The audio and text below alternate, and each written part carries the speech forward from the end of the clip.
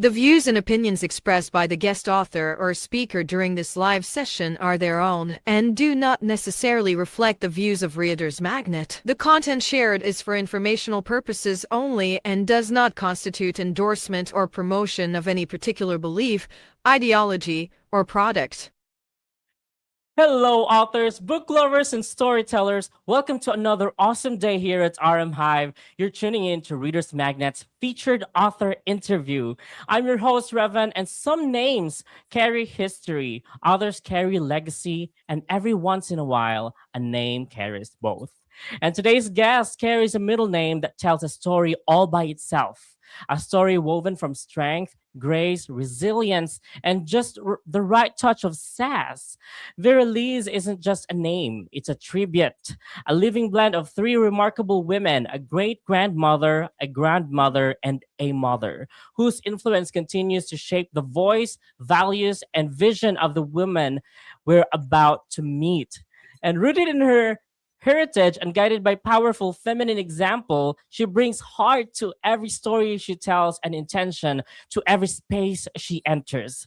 Her journey is a reflection of legacy in motion, honoring the past while boldly creating her own path forward.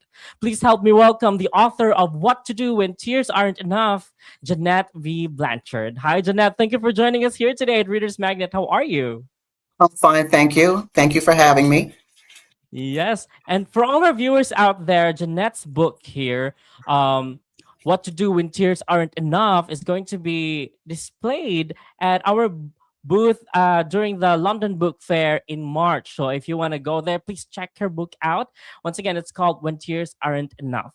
So, Janett, so that our viewers will know what this book is about, what is this book about? The book is written after my son passed. He was 49 Mm-hmm. and he had congestive heart failure, cirrhosis Mm. of the liver, and both of his shoulders are bone on bone. So he was going through a lot.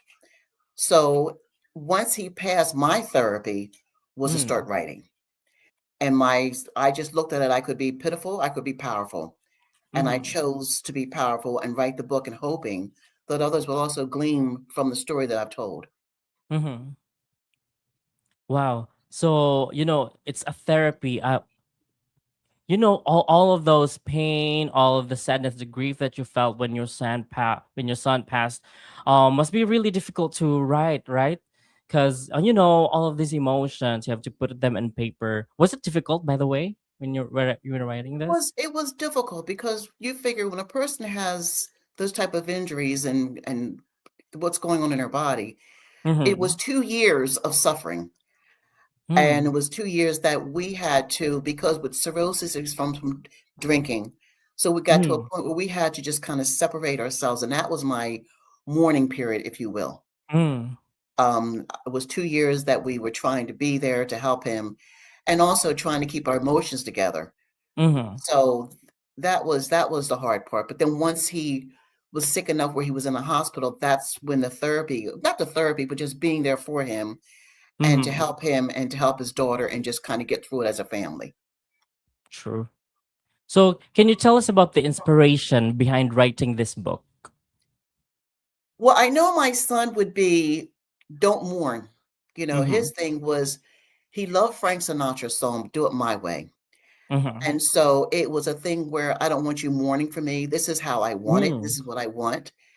And so that's what we did. He wanted a bonfire. He wanted all his friends to come over. Mm. And I wasn't even going to do a memorial, but my daughter said, you Mm-hmm. have to, because I didn't Mm-hmm. realize it was almost 100 people that came. And to see how he affected other people was Mm-hmm. really a blessing to me. I mean, I knew what kind of person that he was, Mm-hmm. but just to hear other people say he was a good guy. And if he saw that you needed something, he would go out of his way to get it for you. Mm-hmm. So that right there is just like I wanted Michael's memory to continue on in that manner. Mm-hmm.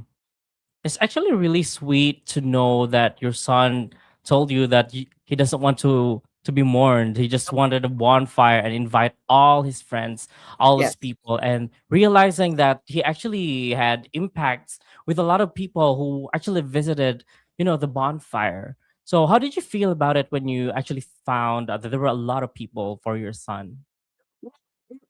I think the one that impressed me the most was a friend of his that came from Florida. And he said, I just needed to be here for him. And Wow. that really impressed me because he took his time, his money. He flew in from Florida and he was there the whole entire time. He came back to the house. He stayed until about 10 o'clock. And just to see them all out there, these were childhood friends. Wow. So it blessed me a lot. I mean, there was no time for tears. It was Yes. seeing how they're living, how he's living through them, and how they're Yes. carrying on, and just constantly. He was such a good person. He would give you anything, the shirt off his back. But the one thing that you don't mess with was his daughter. His True. daughter is 20 now. Yeah. That was his pride and joy. That was his life.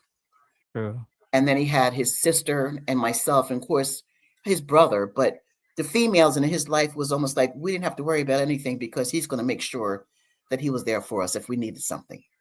And he would call me up in the middle of the night and say, you need anything? You good? And Wow. and those Very are things that thoughtful. we miss. I mean, he would do it to his sister. Do you need something? What's going on? So that's just the kind of person that he was. Yes. So that's why there were a lot of, and these people aren't random. These are real friends, true Yes, friends that yes, actually got connected with yes, him. yes. Nice. And some of the So, things, I mean, even, had people come and speak about him and not realize, I mean, I knew he was a daredevil, but a couple of things that they said that he did, I'm kind of sitting there going like, are you kidding me right now? He would just do something dangerous because like Evel Knievel, that's how he was. He get on a bike and I'm going to do whatever I need to do on this bike and make it stand up, or that's just was Michael. And everybody loved him. Yes. Now I see how you understood your son. He was a daredevil, Yep. and he just has this perspective in the world. That's why he got connected with a lot of people. So yeah, just a random person. When your son actually wants to go do this adventure, how did you feel about that? But as a daredevil, he does this and does that. Wouldn't stop him. I mean, the first time we actually knew what we had on our hands is we bought him a dirt bike. And I think he was 11. And Oh, we 11. we yeah, we had to offload it, and then he wanted to drive it home. Well, as soon as he got on the bike, he did a wheel stand on it. We're like, oh, here we go. And that's just the more dangerous, the more he enjoyed it. Wow. Climbed up on a bridge. Him and a couple of friends, they climbed up on the bridge just to see how far they can go. That's who they were. It was a whole group of them, and that's who they were. Nice. And he enjoyed life so He far. enjoyed That's really life. nice to know. Yeah, Really he nice to know. enjoyed living. Yeah. His And favorite person, his grandfather was, he loved his father, but his grandfather was the one that he was really close to. And he taught him, I mean, they both did, but that was his favorite. That was his go-to, his grandfather. Yeah. nice. And Janett, what do you think your readers will take away after reading your book? I'm hoping that they take this as therapy as well. I mean, because just because a person isn't here anymore doesn't mean they aren't here, because True. they're in you, they're with you. Little Yeah. things that he does, like the day of his service, his older brother, and they had their own conversation. He chose to take his fishing rod and go fishing. And this was during the service. He said, I'm going fishing. It was a fishing competition. And he said he was out there all day, nothing. And as they were going back to the dock, he said he started feeling a pull and he caught the biggest fish and won $135. Wow. So we laughed. We said, that was Michael. He said, I know. And I said, Yeah. keep in mind, Michael passed away at 140. You won $135. So we laughed about it. He said, yeah, that was Mike. I said, it was. And that was his last thing with his brother. Yeah. So anyway, but yeah, I mean, I'm hoping people just look at the book and just say, they're still here. Look at them and still being there, because they are. Little things that we like, we'll laugh. Even around here now, we'll laugh and say, Mike did that. And his daughter was just like, well, Dad, this happened. I said, she's like, yeah, I know it was Dad. So, and I firmly believe in that. I believe that they're always with you. That's my belief. I mean, that's our belief. That's how my daughter, even with my mom and my dad, we just feel like, well, they're here. Yes. So I'm hoping they look at it that way. True. And you know what? From this conversation, I actually learned to actually, why don't I enjoy life like what Hmm. Michael did? So Hmm. Hmm. for all our viewers out there, yes, enjoy life. There's so much in the future for you. So Yeah. enjoy life Enjoy life, and because just because yeah, someone's gone doesn't mean they're gone. And true. one thing we always said, even when my mother passed and when Michael's like, we never say goodbye. Hmm. It's like, I'll see you later. See you later. I love And that. even when I Oh, was leaving that day, I said, I'll see you later, because that's see- what we believe. oh I'll see you yeah. later. See you later. Yep. It's so Yep. heartfelt. I love that. I love hearing it Hmm. from you. Hmm. Hmm. and and Jeanette, when did you first realize that you wanted to be a writer or an author? I was writing for a long time. My mother was a songwriter and she wrote. So I kind Mm, of watched her. And then I would write, but I would just kind of put things in a notebook and I never really pursued it. mm, And I think it was only after when my husband passed, mm. I started seriously writing, because different things that was going on, people would say, you need to write a book. And one day I just sat down and I just started writing, and I've been writing ever since. And that's been over almost 25 years ago. Mm. And since you were writing, from putting your writing first writings in a notebook and going back to that time, if you can count, how long have you been writing and when did you start? I want to say, like I just said a few minutes ago, over 20 years. Over I've been 20 writing years. for about 20 years. Yeah. A long But time just already. seriously writing, I want to say maybe about the last past 10 years of Mm, actually getting the books published. Um, the last one I did with my grandsons, mhm. and that was like when trees can trees talk. And we Love just that. sat down, and they're in the book. Their faces, they're in Mhm, the book, and that was the last one, but I did it with them, for them, and they enjoyed mhm. it as well. So I've been writing for a while. I love that you wrote the book and you let these people the children read the book that inspired it and they enjoyed it. So how did Mhm. you feel about it? I'm excited because they actually took the book to school. They Nice. took this book to school. They wanted their teachers to see it. A couple of their teachers bought a Uh, book. Um, and it's kind of encouraging them that you can do this as well. You don't have to just true, say, well, they did it, but you can get in there and you can do it as well. So I true. felt good about it, that they're involved with me, and my daughter involves with me. So we're all Yeah. kind of like at a family affair here. I mean, I'll throw something back at her and say, "What do you think?" Hmm. So we're involved.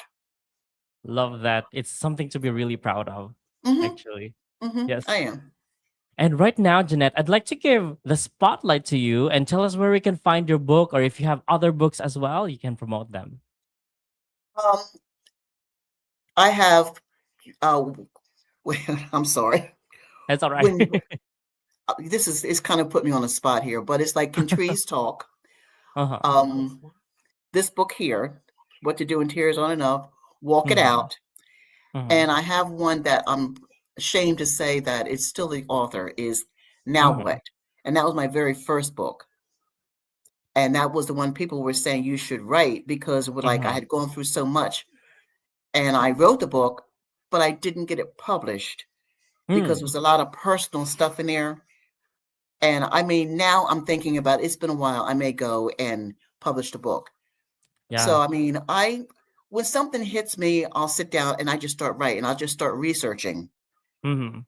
and I like to use a lot of your Bible principles. Um, that's what I like to use, like things that we don't look at today. Say, well, the people, they look at the Bible like that's somebody Mhm. different. They were people just like we are. They went Mhm. through things just like we did. The only difference is they carried it out and we dropped the ball. Mhm. So I kind of encourage that in the books. They did it. We can do it. You just have to get in there and get it done. True. True. So, and then like the books, I mean, I think it's Amazon that you can publish them or purchase. Mhm. And where else? Reader's Magnet. Yeah. Barnes And and Noble. yes, yes. So these are the places that you can purchase the book, or any Yes. of them. Yes.